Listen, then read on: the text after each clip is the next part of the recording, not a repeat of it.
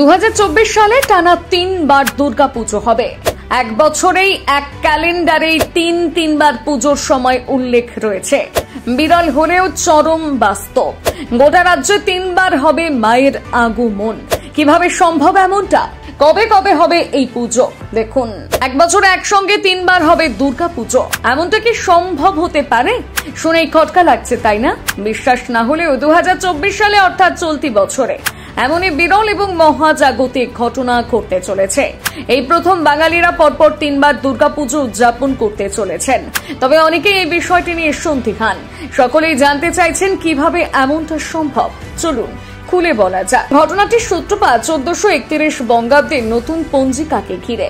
নতুন বাংলা বছরের ক্যালেন্ডারে পরপর 3 বার দুর্গাপুজো হবে এমনটাই উল্লেখ করা হয়েছে।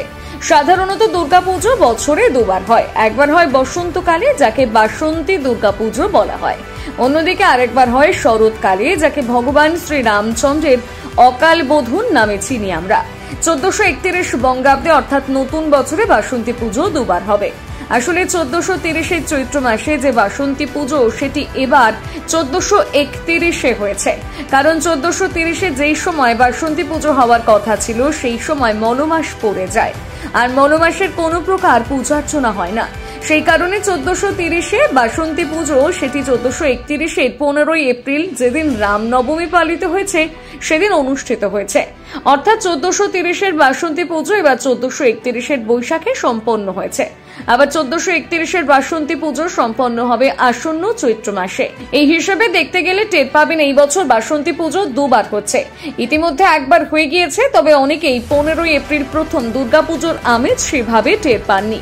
তার কারণ প্রত্যেক বছর বাসন্তী পুজোতেই জমজমাটভাবে পালিত হয় রামনবমী। রামনবমীর আমেজে অনেকটাই ঢাকা পড়ে গিয়েছে বাসন্তী পুজোর রং। রামনবমীর মিছিল, জনসমাবেশ আর উচ্চস্বরে ডিজের তাণ্ডবে অনেকে এই বছরের প্রথম বাসন্তী দুর্গাপুজো কোন দিক দিয়ে চলে গিয়েছে টের পায়নি।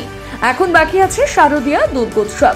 পঞ্জিকা মতে চলতি বছরের শারদীয়া দুর্গাপুজো শুরু হবে 10 অক্টোবর থেকে, আর শেষ হবে 13 অক্টোবর। বাঙালি যেহেতু শারদীয়া দুর্গোৎসবকে জাঁকজমকভাবে সেলিব্রেট করেন, তাই সেই দিকেই তাকিয়ে প্রতিটি বাঙালি।